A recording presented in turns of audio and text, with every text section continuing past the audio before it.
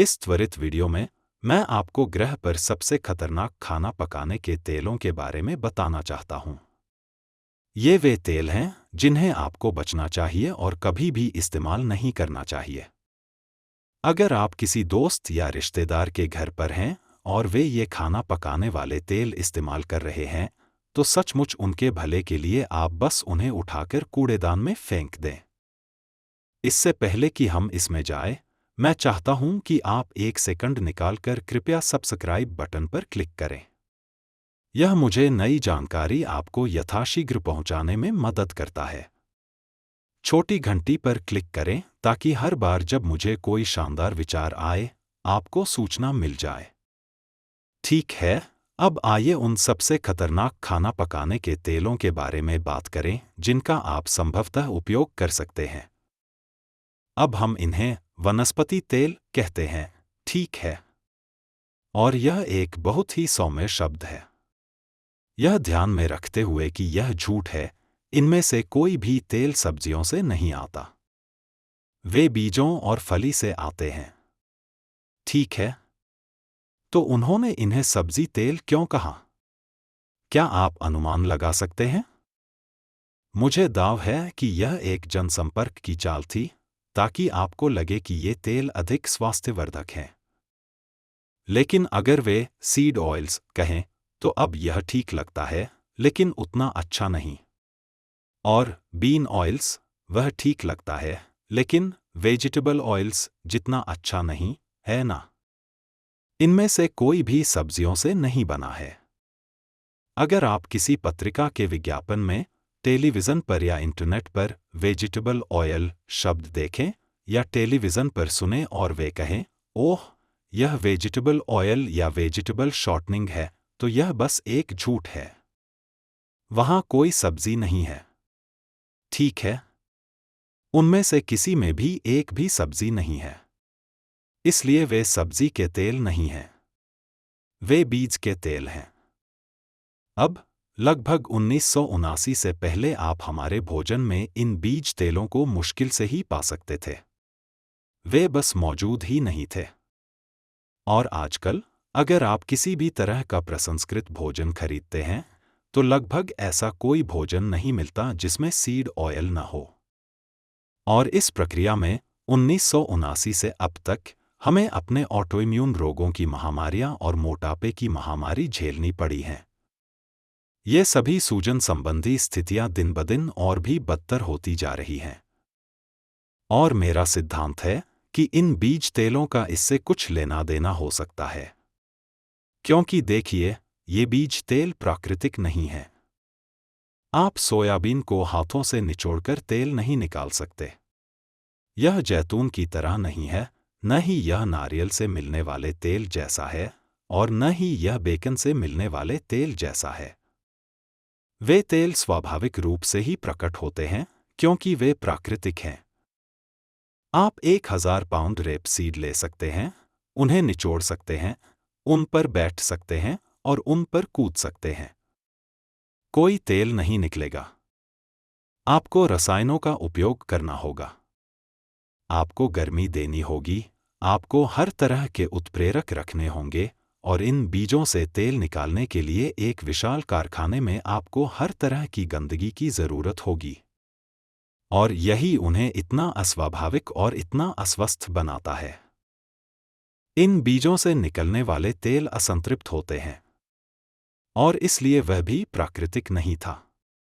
उन्हें ठोस बनाने के लिए हाइड्रोजनेशन नामक प्रक्रिया करनी पड़ती है, ताकि वे नकली मक्खन या नकली चर्बी बन सकें, क्योंकि वे स्वाभाविक रूप से ठोस नहीं होते। ठीक है, क्रिस्को कुछ हद तक चर्बी जैसा दिखता है, और उन्होंने ऐसा जानबूझकर किया। उन्होंने इसे हाइड्रोजनेशन करके कमरे के तापमान पर ठोस बना दिया, जैसे असली वसा असली संतृप्त वसा होनी चाहिए। लेकिन क्रिस्को एक हाइड्रोजनीकृत असंतृप्त वसा है। यह बहुत अस्वास्थ्यकर और बहुत सूजन बढ़ाने वाला है। कृपया इसे न खाएं। यह एक दिलचस्प कहानी है कि क्रिस्को के आने से पहले अमेरिकन हार्ट एसोसिएशन सिर्फ एक छोटा सा समाज था। उनके पास शायद एक व्यक्ति और एक सचिव ही थे। और बस इतना ही था। और फिर अचानक क्रिस्को ने यह टेलीविज़न शो बनाया और तय किया कि उस शो से होने वाली सारी आय अमेरिकन हार्ट एसोसिएशन को जाएगी। और तुरंत ही अमेरिकन हार्ट एसोसिएशन की वित्तीय तिजोरियां पैसों से भरने लगीं। और इसमें कोई आश्चर्य नहीं कि अमेरिकन हार्ट एसोसिएशन कथित वनस्पति तेलों का इतना बड़ा प्रशंसक है। मुझे बिल्कुल भी आश्चर्य नहीं हो रहा। क्या आपको हो रहा है? इसका मतलब यह नहीं कि वे स्वस्थ हैं, इसका मतलब बस इतना है कि वे अच्छी तनख्वाह देते हैं। मुझे नहीं पता कि आप इसके बारे में क्या सोचते हैं। तो चलिए इन तेलों के बारे में बात करते हैं। अब, अगर आप किसी दोस्त या पड़ोसी को जानते हैं जिसके रसोई में ये तेल हैं, तो कृपया इसे अपने सोशल मीडिया पर साझा करें, क्योंकि ये चीज़ें जहर हैं। उन्हें यह अपने प्रियजनों या अपने बच्चों को देने की ज़रूरत नहीं है। यह उनके लिए अच्छा नहीं है। यह सूजन संबंधी बीमारियों के जोखिम को बढ़ाएगा। कृपया इसे साझा करें और मेरी मदद करें ताकि मैं अन्य लोगों की मदद कर सकूं। अब, आपके शरीर की हर कोशिका को कोलेस्ट्रॉल की आवश्यकता है, उसे वसा की आवश्यकता है। हर कोशिका झिल्ली वसा और कोलेस्ट्रॉल से बनी होती है। हर एक कोशिका। और इसलिए जब आप अपने शरीर को संतृप्त वसा नहीं दे रहे होते हैं और असंतृप्त वसा तथा हाइड्रोजनीकृत असंतृप्त वसा दे रहे होते हैं, तो आपकी कोशिका झिल्लियां इन निम्न गुणवत्ता वाली वसाओं से बन रही होती हैं। अब इससे ऑक्सीकरण का जोखिम बढ़ जाएगा। ऑक्सीडेटिव क्षति। आपने शायद इसके बारे में सुना होगा। और इस प्रकार ऑक्सीजन हमारे मशीनों या जानवरों की तरह काम करने का एक हिस्सा है। और इसलिए अगर हमारी सभी कोशिका झिल्लियां इन निम्न गुणवत्ता वाले वसाओं से बनी हैं, जैसा कि पिछले 30 या 40 वर्षों से हो रही हैं, और फिर ऑक्सीजन लगातार हमारी प्रणाली में रहती है, क्या इसमें कोई आश्चर्य है कि हम सभी में ऑक्सीडेटिव क्षति होती है? कि हम में अधिक ऑटोइम्यून स्थितियां होती हैं? कि हम जल्दी बूढ़े हो जाते हैं? कि हम जल्दी टूट फूट जाते हैं? नहीं, इसमें कोई आश्चर्य की बात नहीं है। यह इन तेलों के कारण है। और आपको इन्हें अपने परिवेश से हटाना होगा। इसलिए आपको संतृप्त तेलों का उपयोग करना चाहिए। आप ऐसे असली तेलों का उपयोग करना चाहते हैं जिन्हें हम जानवरों या पौधों से निकाल पाते हैं। आप उन तेलों का सेवन करना चाहते हैं जिन्हें बिना रसायनों, बिना गर्मी, बिना रासायनिक उत्प्रेरकों के निकाला जा सके। यही उन्हें उपयोग करना पड़ता है। अब मैं आपको सबसे खतरनाक तेलों के बारे में बताता हूं। और अगर आप पहला वाला तेल इस्तेमाल कर रहे हैं, तो मैं चाहता हूं कि आप अभी अपनी रसोई में जाएं, उसे निकालें और कूड़ेदान में फेंक दें। नंबर 1, सबसे खतरनाक तेल कैनोला तेल है।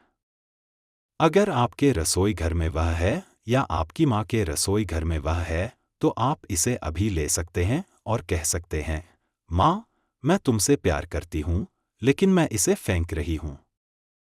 आप उसके लिए एक उपकार कर रहे होंगे। आप पैसे बर्बाद नहीं करेंगे। नंबर 2, सूती बीज का तेल। कोई भी इंसान कपास के बीजों या रेप सीड से निकले तेल को कभी नहीं खाना चाहिए। यहीं से कैनोला आता है। कैनोला का कोई बीज नहीं होता। यह रेप सीड है। रेपसीड तेल का उपयोग जेट ईंधन बनाने में भी किया जाता है। तीसरा नंबर सूरजमुखी का तेल है। यह एक प्राकृतिक तेल नहीं है। नंबर 4 सोयाबीन का तेल है। और कुछ अन्य तेल भी हैं जो सीमा पर हैं, जिनका मैं आज नाम नहीं लूंगा, क्योंकि मैं आज उन पर बात नहीं करना चाहता। वह एक और वीडियो है। मूल रूप से कोई भी असंतृप्त तेल जो हाइड्रोजनीकृत हो, निश्चित रूप से मना है। स्पष्ट करने के लिए, हाइड्रोजनीकृत तेल एक तरल वनस्पति तेल होता है जिसे हाइड्रोजन परमाणुओं को जोड़कर रासायनिक रूप से ठोस या अर्धठोस वसा में परिवर्तित किया गया होता है, आमतौर पर शेल्फ लाइफ बढ़ाने और संसाधित खाद्य पदार्थों की बनावट सुधारने के लिए। हालांकि यह प्रक्रिया वसा को अधिक स्थिर बनाती है, यह आंशिक रूप से हाइड्रोजनीकृत तेलों में हानिकारक ट्रांस फैट उत्पन्न कर सकती है, जिससे खराब एलडीएल कोलेस्ट्रॉल बढ़ता है और अच्छा एचडीएल कोलेस्ट्रॉल घटता है। ट्रांस फैट आमतौर पर अधिकांश बेक्ड खाद्य पदार्थों में पाए जाते हैं, जैसे क्रैकर्स, पाई, बिस्कुट, मार्जरीन, तले हुए खाद्य पदार्थ, रेस्तरां में बेक्ड या तले हुए व्यंजन। आप अपने शरीर में वह नहीं डालना चाहेंगे। आपको अपनी कोशिका झिल्लियों को संतृप्त, असली वसा से मजबूत बनाना चाहिए। इन बीज के तेलों का सेवन प्राकृतिक वसाओं का उपयोग करने की तुलना में सस्ता हो सकता है, लेकिन ऐसा करना वैसा ही होगा जैसे आप लकड़ी से चिमनी बना लें, क्योंकि वह सस्ती है। और इसलिए जब लोग कहते हैं, ओह, लेकिन प्रसंस्कृत भोजन तो बहुत सस्ता होता है, फास्ट फूड रेस्टोरेंट में जाकर सिर्फ वैल्यू मील लेना कितना सस्ता है। फास्ट फूड रेस्तरां में आपको जो कुछ भी मिलता है, उसमें असंतृप्त, हाइड्रोजनीकृत तेल होते हैं। उनमें से हर एक में। ठीक है, उनमें से कोई भी लाड़ का उपयोग नहीं करता, उनमें से कोई भी तेलों का उपयोग नहीं करता, उनमें से कोई भी सुएट का उपयोग नहीं करता। वे सभी बीज के तेलों का उपयोग करते हैं। और वे उन्हें वनस्पति तेल कहेंगे।